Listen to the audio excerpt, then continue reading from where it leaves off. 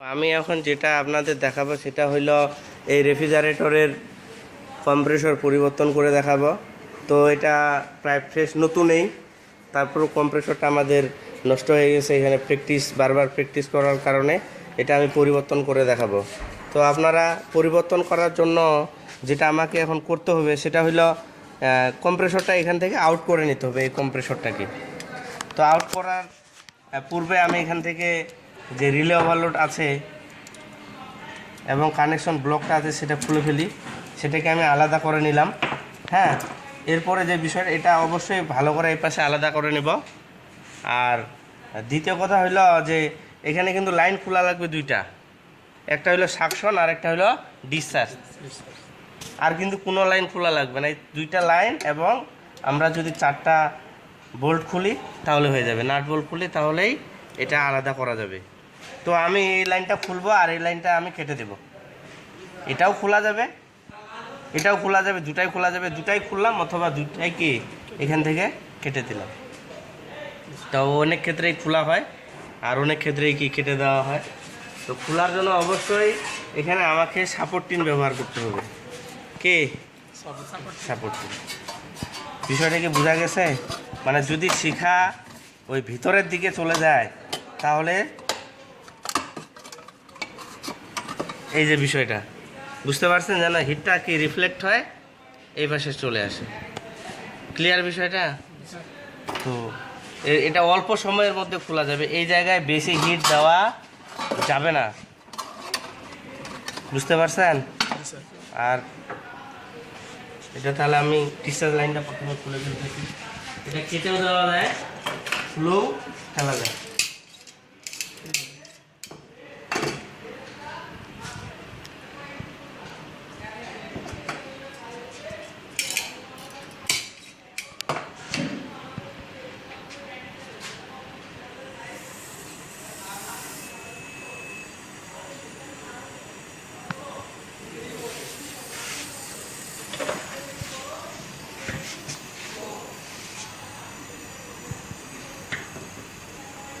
অবশ্যই লাইনটা অল্প সময়ের মধ্যে খুলতে হবে।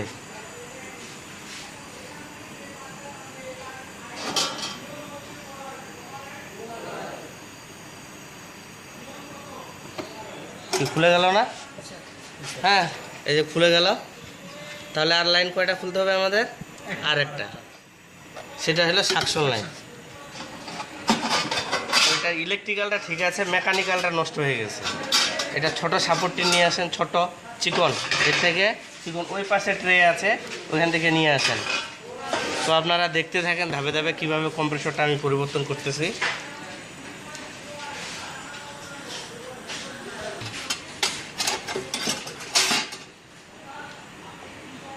অবশ্যই যেন ইলেকট্রিক্যাল কেবলে বা বডিতে বা ককপিটে যেন হিট না লাগে।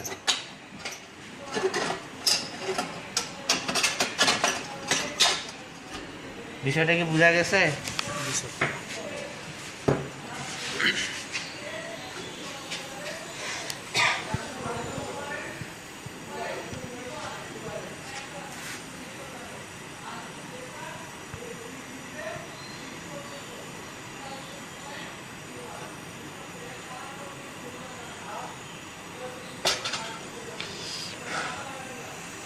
ক্লিয়ার? তাহলে আমরা কি দুইটা লাইনেই খুলে ফেললাম, সাকশন এবং ডিসচার্জ। এবং চার্জিংটা তো কি এটা খোলার কোনো প্রয়োজন নাই, তাই না? আমরা যদি এটাই পুরাতনটাই ইউজ করতে চাই তাহলে হিট দিয়ে খুলে ওখানে লাগাই দেব, আর নতুবা আমরা কি নতুন ইউজ করতে পারবো। আমরা তাহলে এখান থেকে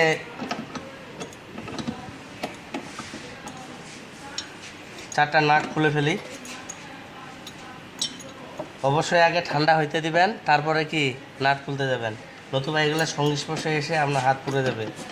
আর অবশ্যই সেফটি হিসাবে হ্যান্ড গ্লোভস ব্যবহার করা উচিত।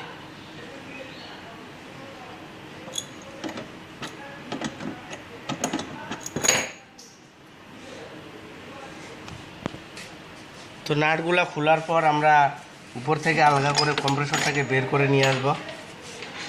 এই যে বিষয়টা, কথাটা কি বোঝা গেছে? এখন কথা হচ্ছে এটার মডেল কত?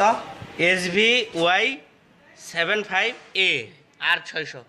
যদি আমি ওয়ালটনের লাগাই তাহলে এই মডেলের কম্প্রেসর আমাদের একটা কি লাগাই দিলেই হয়ে গেল।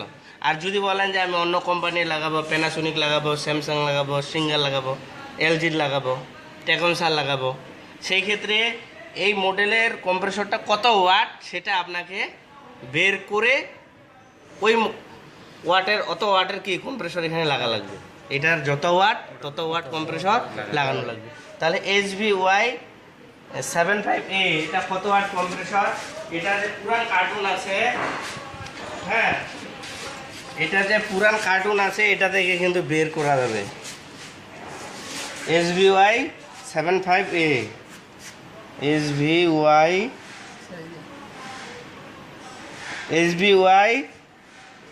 75 এটা GVY, ঠিক আছে?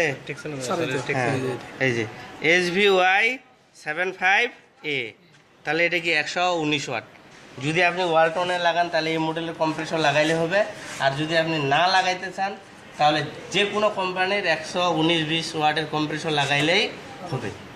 তো আমাদের কাছে যেহেতু স্যাম সাইজের কম্প্রেসর আছে, সুতরাং আমরা এই মডেলেরই কি একটা কম্প্রেসর এখানে লাগাই দেব।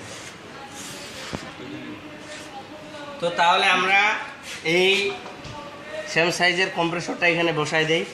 আর অবশ্যই এই যে বুশগুলো আছে না, এগুলা এখানে প্রবেশ করাই দিতে হবে, ঠিক আছে?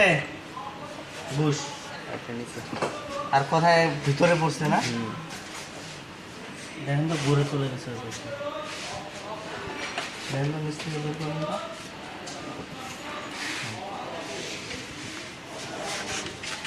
এই হইল বিষয়, ঠিক আছে?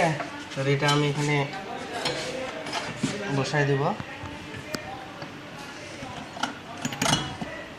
ক্লিয়ার? তাহলে এটা এখান থেকে নিয়ে যান, এটা সরাই রাখেন। তাহলে এই যে আমি এখন কি এগুলা নাটগুলা লাগাই দেব। তাহলে একটা করে ওয়াশার ছিল, একটা করে স্প্রিং ওয়াশার ছিল, তারপরে কি এই যে। তো এই যে কম্প্রেসরটা লাগানো হয়ে গেল। তবে আপনাদের এখানে জেনে রাখা ভালো, এই কম্প্রেসর, একটি কম্প্রেসর লাগানোর আগে এটার পাম্পিং টেস্ট অবশ্যই করে নিতে হবে। মানে এটার পাম্পিং ঠিক আছে কিনা, বুঝতে পারছেন?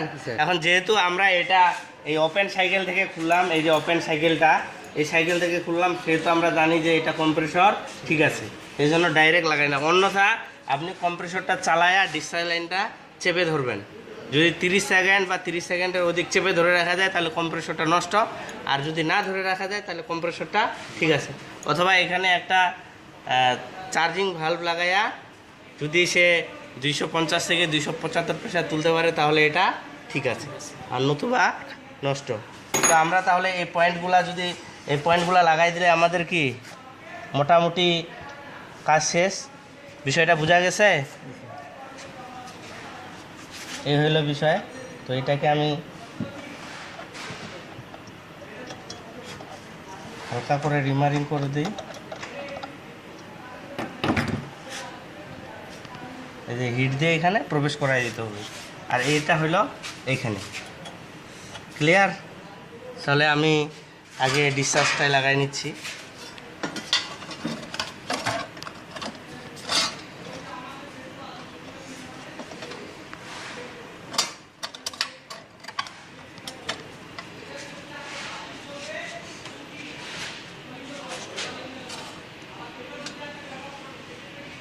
পাইপের টানটা কোন দিক থাকা লাগবে? এই দিক। তাহলে আমরা যখন লাগাবো, লাগানোর পরে বের হয়ে আসবে না। বিষয়টা বোঝা গেছে?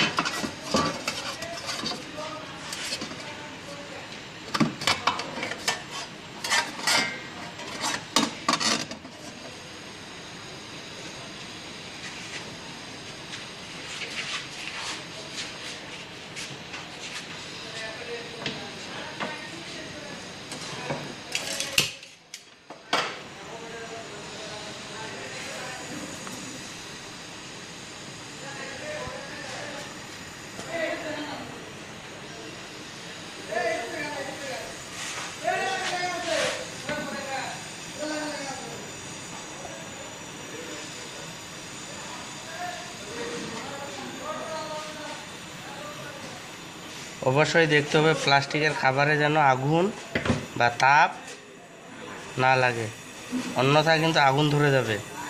কথা কি বুঝতে পারছেন?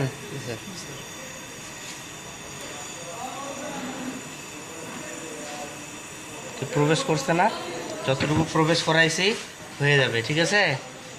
তারপরে এখানে এখন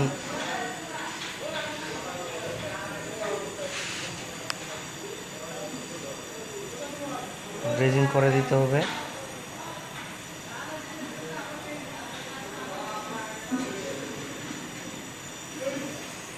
ওকে, এটা আমাদের হয়ে গেল। হ্যাঁ, এরপরে হইলো আমাদের কোন লাইনটা? সাকশন লাইনটা।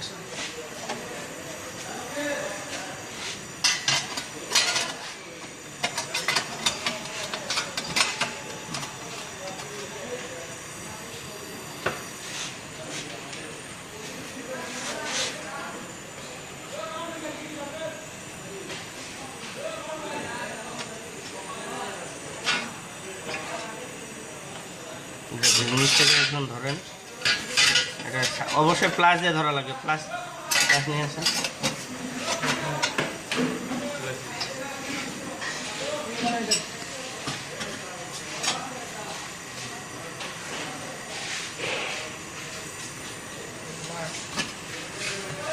নিচ থেকে ধরেন। হ্যাঁ,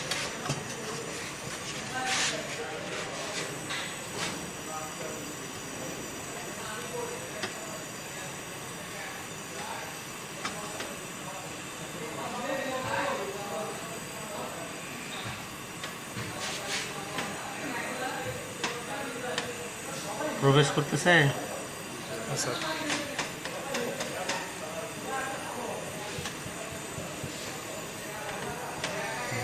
এখন আমরা শুধু ব্রেজিং করে দেব। বিষয়টা বোঝা গেছে?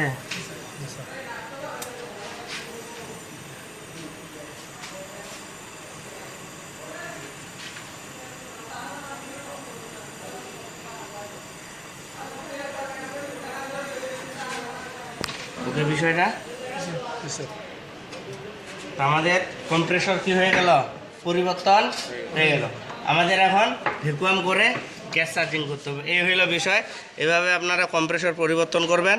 তো এই পরবর্তী ভিডিওতে আমি হিমায়ক চার্জিং দেখাবো বা গ্যাস চার্জিং দেখাবো। আশা করি সেই ভিডিওটা আপনারা দেখবেন। Thank you for watching.